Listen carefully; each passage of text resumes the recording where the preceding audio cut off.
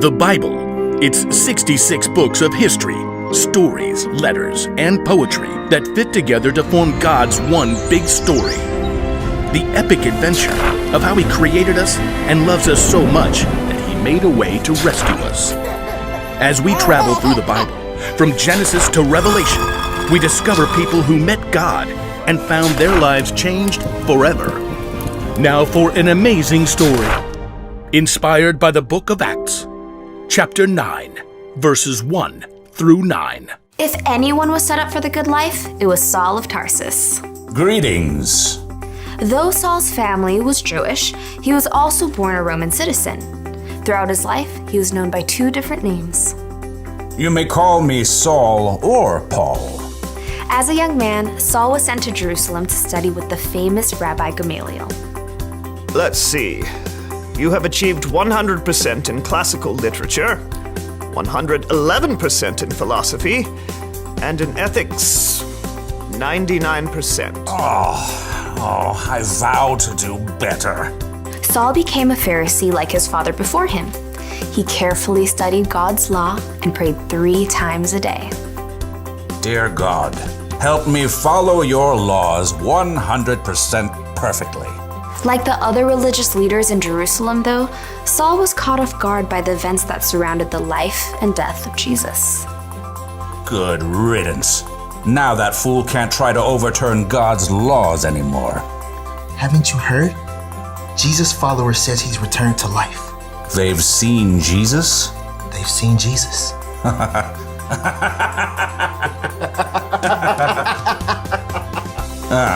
Those riffraff will slink away soon enough. Against all odds, the followers of Jesus didn't fade away. In fact, the numbers began to grow. 5,000? You're telling me that 5,000 people are following the way of a dead man? Well, technically, they think he's alive. Not helping. The religious leaders in Jerusalem did everything they could to squash the new movement. They even arrested a leader among the Jesus followers named Stephen. After telling lies about him, they dragged him outside the city. This man is a disgrace. Saul stood by and held the coats of the men who picked up stones and threw them at Stephen until they killed him. If Stephen had just let go of this Jesus nonsense, he wouldn't have had to die. It's terrible. I heard people are following the way of Jesus in other cities too. What? Inconceivable. Saul quickly became known for hunting down people who believed in Jesus. When he discovered that some Jews in Damascus were following Jesus, he went straight to the high priest. This Jesus thing is spreading everywhere. I'm aware. They think he's alive. #yup. Someone should do something. I hope you have something constructive to say. Give me letters to the synagogues in Damascus so I can arrest all the believers and bring them back here. Now you're talking. Saul set off for Damascus with the blessing of the high priest. He traveled with a group of men to arrest the believers they found. After days on the road, they neared the city. There it is. We'll make it by lunch. No, we must take time to pray. As he did 3 times every day, Saul stopped and turned to Jerusalem to pray, certain God was on his side. Dear Lord, help me to catch every single one of those despicable Jesus people. Suddenly, a light more brilliant than the midday sun blazed down around Saul. He staggered, fell to the ground, squeezing his eyes shut against the glare. Saul, why are you opposing me? Saul gasped. It felt as though the whole earth shifted beneath him. Who are you, Lord? I am Jesus. I am the one you are opposing. The men around Saul stared in horror and confusion, unable to speak. They could see no one, but heard a sound, perhaps like a roar of thunder. Now get up and go into the city. There you will be told what you must do. Saul reeled. He struggled to his feet and finally opened his eyes. He saw nothing, only darkness. What's happened? You tell us. We saw the light, and you fell, and this sound And then you said... I can't see. What? I can't see. I've been blinded. That's not good. Here, take my hand. Saul grasped the man's hand and shuffled a few steps forward. Who are you talking to? I think it was Jesus. You heard Jesus? I heard Jesus. Saul's companions led him into Damascus, where he stayed at the home of a man named Judas on Straight Street. Want something to eat? I'm not hungry. Or water? Not thirsty. For 3 days, Saul wrestled with himself and God. He'd come face to face with the very man he knew was dead, but discovered that Jesus was very much alive. Now blind, Saul was forced to see everything in a brand new light.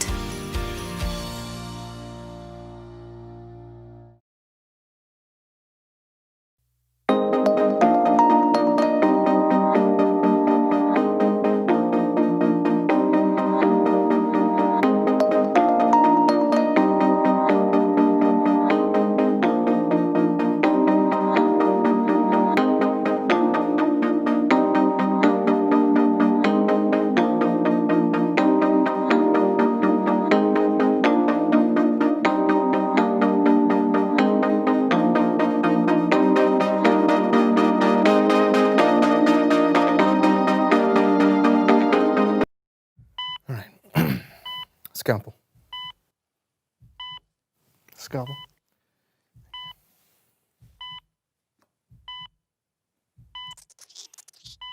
And prep the top for me, please.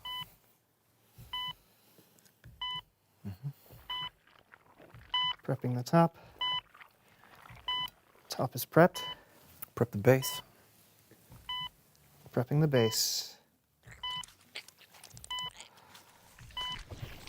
Base is prepped. Tweezers. Tweezers.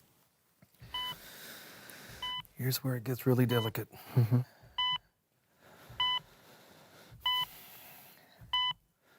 Wipe. Whoa. Wiping. Wiped. Thank you. You're welcome.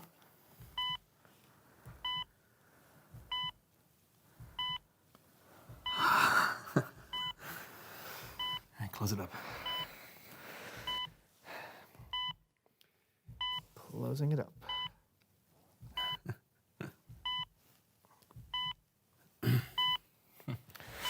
You did it. Nah, we did it. Feed me. Feeding you.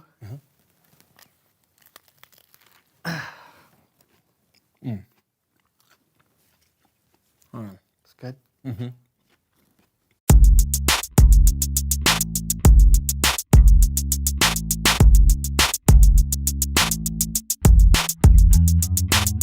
Hello, everyone. My name is Brandon. And I am John. This is the So-and-So Show. Buddy, you okay? Oh, I'm fine, Brandon. I'm focused and no one's gonna catch me not focusing. Oh, what was that? Did you lose your focus? Man! Okay, I'm gonna do better this time. Why, John? Brandon, I have struggled with being able to focus my whole life. Are always things competing for my attention. Yeah, like having guests on the show? Yes, exactly, like having a guest on the show. It totally breaks my concentration. It's time for someone who knows stuff.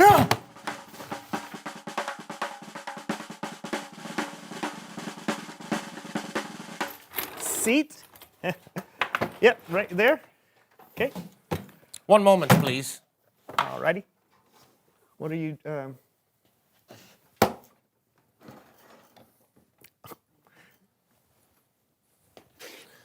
Hello, guten Tag. How are you both? We're focused. We're good. Hans, thank you so much. Can you tell everyone who you are and what you know? Hello, my name is Hans Decibel. I am an audio engineer with a recent interest in Foley artistry. And what is that exactly? I am so glad you asked this question to me.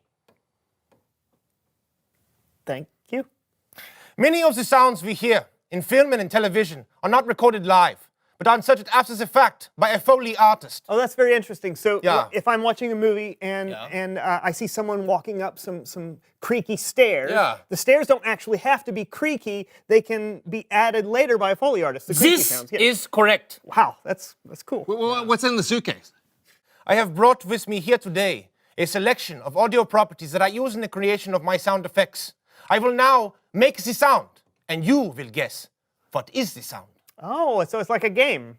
Yeah. I have brought blindfolds. Oh, man. Okay. All right. Here, put it in my hand. I'm not going to look at them. Okay. Okay, I All guess right, it goes like that. Okay. Oh, this makes it really hard to focus. Okay, John, you can focus with your ears too, you know? Oh, yeah. That's right. All right. Just listen. That's right. All right. All right, right. Okay, ready. Very good. That's the sound of a suitcase opening. This is correct. He hasn't started yet, John. Whatever, I am focused. Okay. Sound number 1. That sounds like my dog, Brutus, running down the hallway to greet me when I get home from work. Is that you, Brutus? Come here, Brutus. Come here. Aha! I have fooled you. This was not Brutus, but the sound of paper clips on a cutting board, making the tippy-tappy sound of canine claws on laminate flooring. Sound number 2.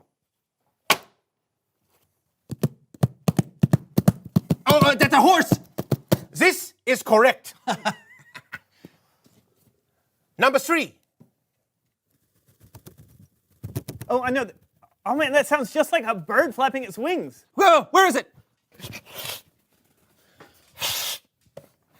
Sound number 4. Oh, it's so cold in here. Is this snow on the ground?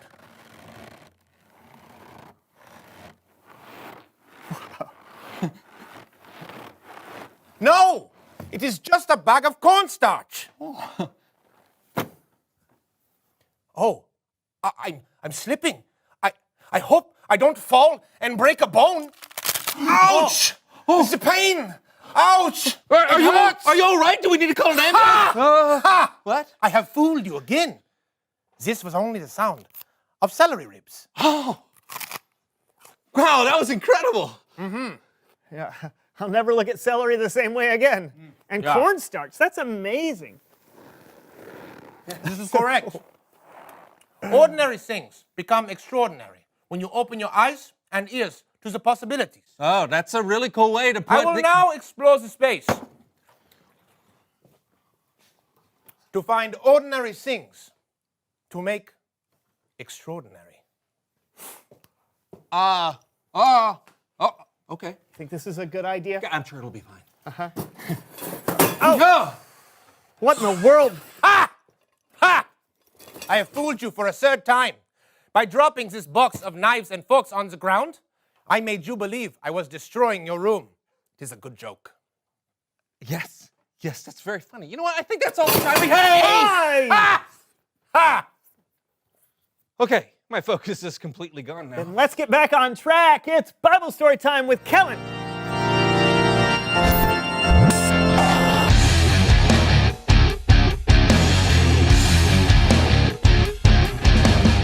Hey, Kellen. Kellen. Kellen! Oh!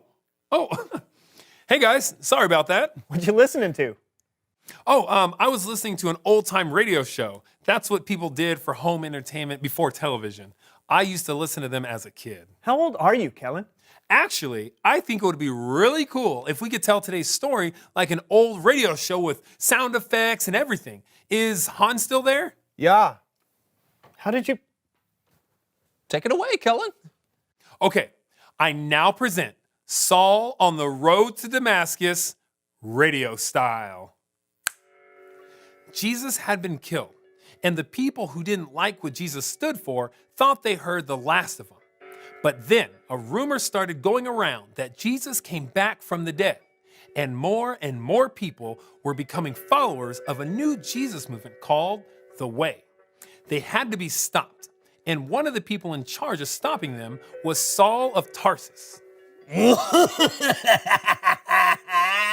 I am Saul of Tarsus, and I shall do everything I can to oppose Jesus Christ of Nazareth.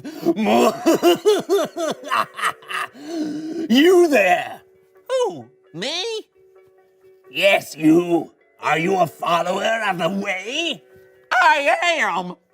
Seize him. Saul went from place to place to find Jesus followers and have them put into jail. And even put to death. Saul asked permission from the high priest to travel to other cities so he could arrest even more followers of the way. And that's why Saul was traveling on the road to Damascus.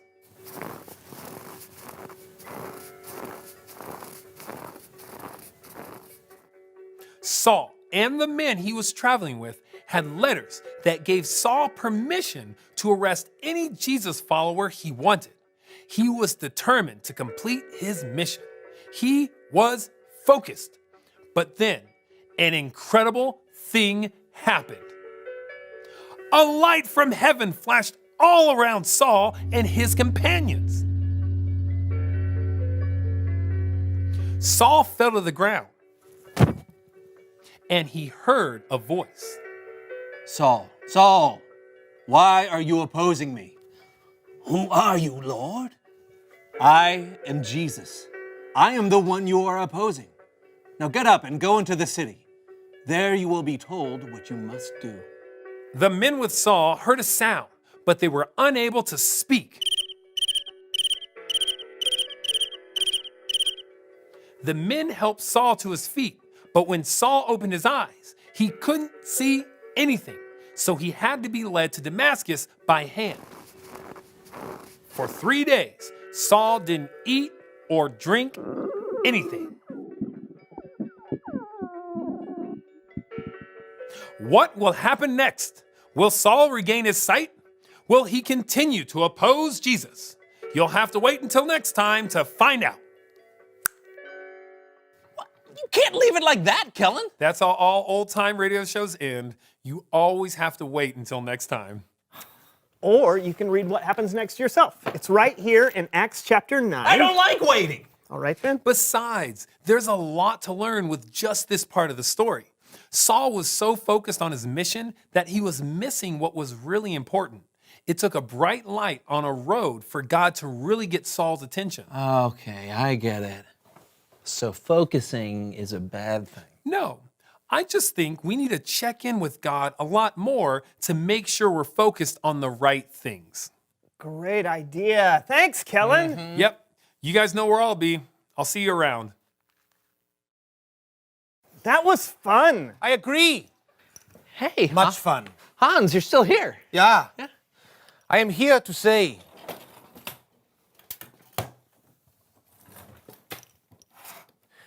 reveal the question.